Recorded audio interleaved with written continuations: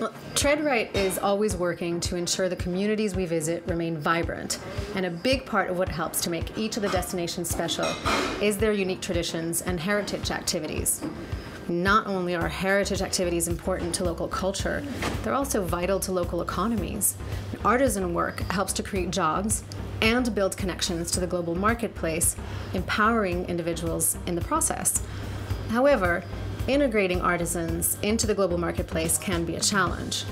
So to help overcome this challenge, TreadRight, in partnership with the Aspen Institute's Alliance for Artisan Enterprise, is providing grants to artisans engaged in the creation of handmade and culturally significant products. We are already working to help support artisan projects in Peru and Greece, with more to come. We're also proudly supporting a heritage project right here in Italy's gorgeous Umbria region. I've actually come here to meet the inspiring Marta Cucchia and learn about her story as an artisan defying the odds in order to keep her beautiful heritage alive at the Laboratorio Giuditta Brozzetti, here in one of the oldest Franciscan churches in Italy. I'm just really excited to meet her. I think to start, it would be fantastic just to hear your personal family story. How did you end up in this space weaving? My great-grandmother started with this studio, not in this place. I moved the studio in this place in the 1996. And she started because we have a very old tradition in Umbria about materials. In the medieval time, Perugia was so famous about the Perugian tablecloth. And this kind of work was lost in the century because changed the style and everything. And then some family conserved the old technique, and my great-grandmother started to buy to the farmer and sell in Perugia. And why is weaving important in Perugia or in Umbria? Is there a history specifically here? Yeah, because Perugia in the medieval time was the most important town in Italy about materials.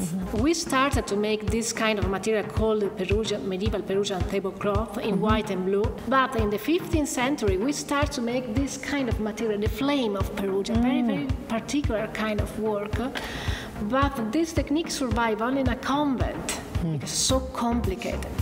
Now you, I mean, you're specifically in textiles, but in general, why is it that this type of work, an artisan's type of work, is important for the community? So many studios like this started.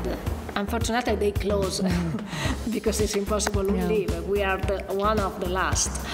And but this kind of work, female work, it was a kind of support for the family. Then in the first part of the 20th century, started so many kind of studio of ladies to help these women. And if I stop my work, for example, we cut the long thread of the tradition. And this is not it's impossible to write a book about the technique. It's only an oral tradition.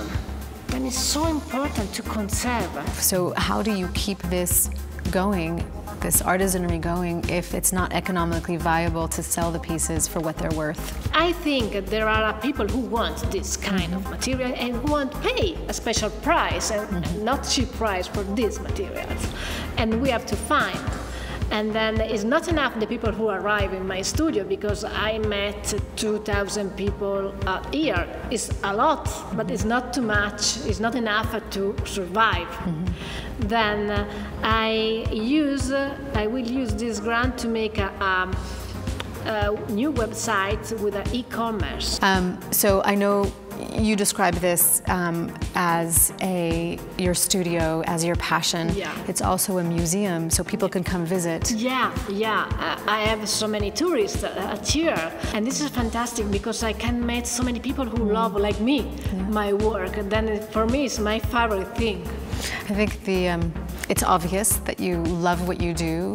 Yeah. People are inspired by passion. Yeah. People are inspired by artisanry and craft and history and heritage and legacy.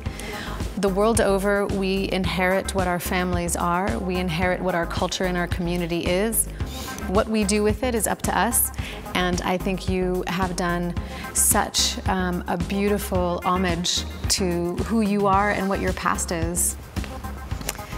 That was a phenomenal treat to be able to meet Marta and hear her story of passion and inspiration from the time of her great-grandmother, whose namesake is on this place, to the history of this church and how she brought to this ancient art of weaving back into the day of today.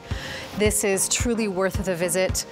I think as far as traveling goes and tourism goes, if we can support local artisans to continue their heritage and their passion, that is one way that we can contribute back to the communities that we visit. So for me, I mean, I feel inspired and proud to be a TreadRight ambassador, and through that support people like Marta and the work that they're doing. It's a real treat to meet people like that, so I'm very thankful for this.